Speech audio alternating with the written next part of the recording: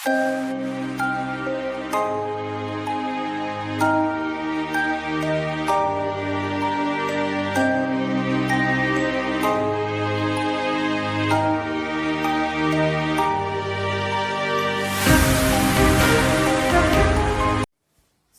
है आप सभी का अपनी नई क्लास में। आप सभी विद्यार्थी कक्षा 10 में पास करके एकादशी में आपने प्रवेश लिया है। तो आज अपन बात करते हैं अनिवार्य सब्जेक्ट अपने हैं हिंदी और इंग्लिश। तो अपने यहाँ हिंदी की क्लास होने वाली है। हिंदी और इंग्लिश कंपल्सरी जो सब्जेक्ट है वो ऑप्शनल सब्जेक्ट जितने ही अपने इम्पोर्टेंट है।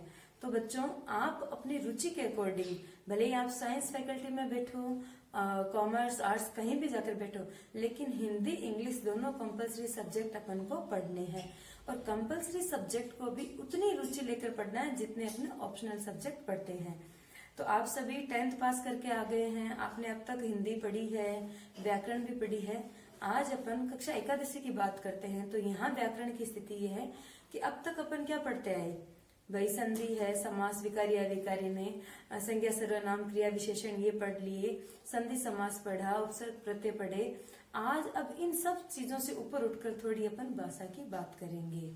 तो वर्तमान समय की स्थितियों और परिस्थितियों को देखते हुए अपन बात करते हैं अपना जो सब्जेक्ट है उसी की हिंदी की, कि ज्ञान तो सबके पास बहुत है और श्रोता भी है, लेकिन ज्ञान है जिसके पास भी समय कम और सुनने वाले के पास भी समय कम है। तो ऐसी अवस्था में अपन क्या करेंगे कि अपनी बात को कम से कम शब्दों में स्पष्ट और सटीक रूप से सामने वालों के सामने कैसे प्रस्तुत करना है, ये आज अपन को समझना है। और इस चीज को समझने के लिए अपन कक्षा एकादशी में व्याकरण में टॉपिक है संक्षिप्तीकरण, उसकी बात करेंगे। और संक्षिप्तीकरण आपके 3 नंबर का है जो आपके एनुअल एग्जाम में आता है। हाफ ईयरली तक पल्लवन चलता है, उसकी बात अपन बाद में करेंगे। और अभी यहाँ संक्षिप्तीकरण की बात हो रही है। तो संक्षिप्तीकरण वही हुआ जो क्या है, कम समय में कम शब्दों में बहुत अच्छी बात अपन सामने वालों को समझा पाए। तो आज का अपना टॉपिक रहेगा संक्षिप्तीकरण। तो बच्चों अपन बात कर रहे थे संक्षिप्तीकरण की। संक्षिप्तीकरण की परिभाषा होती है, देखिए, विषय वस्तु को चयनित शब्दों में प्रस्तुत करना। विषय वस्तु को चयनित शब्दों में प्रस्तुत करना, इसमें लेखन की दक्षता का भी पता चलता है। ये अपना क्या है, संक्षिप्तीकरण है। अर्थात संक्षिप्तीकरण का मतलब ये हो गया कि अपने पास जो पैराग्राफ दिया है, अपने पास जितना मटेरियल है, जितनी अपने पास जो अपने लिख रखा है, उसको अपन को कम से कम शब्दों में प्रस्तुत करना है, स्पष्ट करना है। तो पैराग्राफ के अंदर जितने भी अनावश्यक शब्द है, वर्णन है, संदर्भ है, शब्द आडंबर है, उन सब को हटाते हुए केंद्र बिंदु को ध्यान में रखते हुए अपन को अपनी बात को स्पष्ट रूप से प्रस्तुत करना है। तो अपन सर्वप्रथम संक्षिप्तीकरण की परिभाषा लिखेंगे। तो संक्षिप्तीकरण की परिभाषा ये रहेगी कि संक्षिप्तीकरण विषय वस्तु को चयनित शब्दों में प्रस्तुत करता है, इसमें लेखन की दक्षता का पता चलता है, इसे अपन क्या कहेंगे, संक्षिप्तीकरण।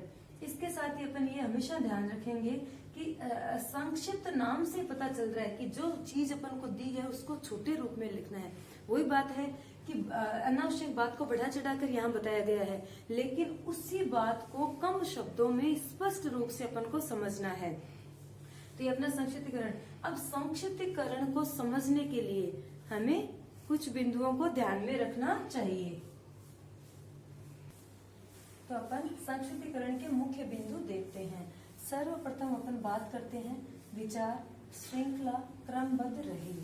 तो किसी भी अवतरण का संक्षिप्तीकरण करते समय हमें अपने विचारों को स्पष्ट करते समय ध्यान रखना चाहिए कि श्रृंखला क्रमबद्ध रहे, कि अवतरण के अंदर अंत की बात को अपन को सर्वप्रथम वहां व्यक्त नहीं करना है और ना ही मध्यम की बात को अपन को अंत में डालना है। तो अपना अवतरण तभी सिद्ध होगा जब विचार श्रृंखला क्रमबद्ध रहेगी कि एक के बाद एक अपना जो मूल भाव है, एक के बाद दूसरी बात स्पष्ट रूप से सबके सामने आनी चाहिए। अब दूसरा मुख्य बिंदु अपन लेते हैं, भाषा सरल व स्पष्ट हो।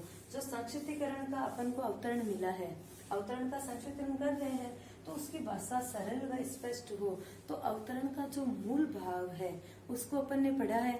मूल भाव को स्पष्ट करते हुए अपनी जो भाषा है उसको क्या करेंगे, सरल व स्पष्ट करेंगे, ताकि पढ़ने वाले के आराम से समझ में आ जाए। अक्सर बच्चे क्या करते हैं संक्षिप्तीकरण करते समय कि अवतरण के अंदर कुछ कठिन पंक्तियां आती है, कुछ क्लिष्ट पंक्तियां आती है, और वो थोड़ी ऐसे उनको ये लगता है कि ये पंक्ति समझाना होता है। तो बच्चों ये जो अपना टॉपिक है ये 11th में 3 नंबर का है। इसको अपन सर्वप्रथम इस प्रकार इसकी परिभाषा को ध्यान में रखेंगे। परिभाषा को ध्यान में रखते हुए उसके जो मुख्य बिंदु है 6 इनको पढ़ेंगे कि विचार श्रृंखला क्रमबद्ध रहे, भाषा सरल व स्पष्ट हो, विचारों का नियोजन रचना की मौलिकता के अनुसार होनी चाहिए, मूल अवतरण का 1/3 हो। फिर देखिए अनावश्यक तथ्य न जोड़े, अर्थात हम अपने मन की बात कुछ भी अपनी काल्पनिक जो बातें होती है उसको यहाँ नहीं जोड़ना है। शीर्षक सरल स्पष्ट व कम शब्दों का हो, अर्थात इन सब बातों का यही है कि अपना जो मूल तथ्य है, अपना जो मूल भाव है अवतरण को, उसको कम शब्दों में अपने विचारों को स्पष्ट करते हुए अपन को संक्षिप्तीकरण करना है। अब अपन बात करते हैं संक्षिप्तीकरण करते समय विधि या उसके चरणों की। तो संक्षिप्तीकरण करते समय हमें 3 चरणों का ध्यान रखना चाहिए। तो ये देखिए पहले अपने मुख्य बिंदु थे, अब 3 चरणों की बात करते हैं। सबसे पहला अपना चरण है कि अवतरण को, सर्वप्रथम अवतरण को ध्यान पूर्वक अपन को क्या है पढ़ना चाहिए। पढ़ने के बाद में उस अवतरण के मूल भाव को समझना चाहिए कि लेखक और कवि का जो मूल भाव है उसको ध्यान पूर्वक पढ़ते हुए हमें उनके मूल भाव तक पहुंचने का प्रयास करना चाहिए। ये अपना क्या हुआ पहला चरण। इसके साथ ही अपन दूसरे चरण की बात करते हैं। तो इसमें देखिए महत्वपूर्ण तथ्यों व पंक्तियों को रेखांकित करें। तो दूसरे चरण में भी अपन सर्वप्रथम दूसरी बार अवतरण को ध्यान पूर्वक पढ़ेंगे। अब ध्यान पूर्वक पढ़ते समय उस अवतरण में जितने भी व्याकरणिक शब्द है, महत्वपूर्ण जो तथ्य है, जो विशेष पंक्तियां हैं, उन सबको अपन क्या करेंगे रेखांकित करेंगे। इस प्रकार पहले चरण में अपन सर्वप्रथम उसको ध्यान पूर्वक पढ़ेंगे, उसके मूल भाव तक जाएंगे। फिर अपन उस अवतरण के अंदर जितने भी महत्वपूर्ण तथ्य है, व्याकरणिक शब्द है, उन सबको क्या करेंगे रेखांकित करेंगे। फिर आप देखिए तीसरा चरण, रेखांकित पंक्तियों का सरलीकरण करते हुए मूल भाव को प्रभावित किए बिना संक्षिप्तीकरण करेंगे। तो सब सर्वप्रथम पढ़े उसी प्रकार हम अवतरण को ध्यान पूर्वक पढ़ेंगे और अपन ने जो पंक्तियां रेखांकित की थी, जिन शब्दों को रेखांकित किया था, उन सब का सरलीकरण करते हुए जिस प्रकार उसके मूल भाव को प्रभावित किए बिना हम उसको स्पष्ट रूप से, सटीक रूप से उसका संक्षिप्तीकरण करेंगे। इस प्रकार बच्चों आज का अपना टॉपिक के बिना संक्षिप्तीकरण करेंगे।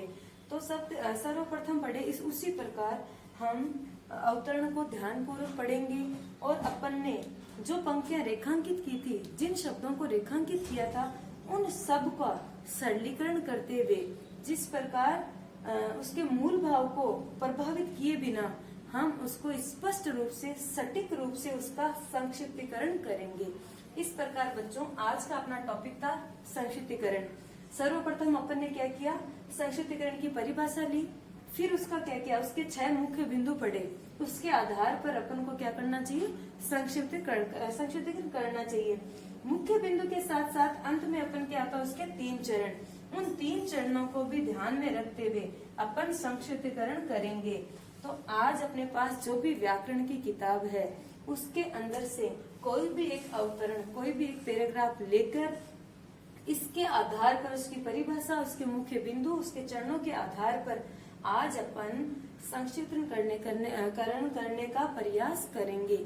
ये अपने 3 नंबर का टॉपिक है।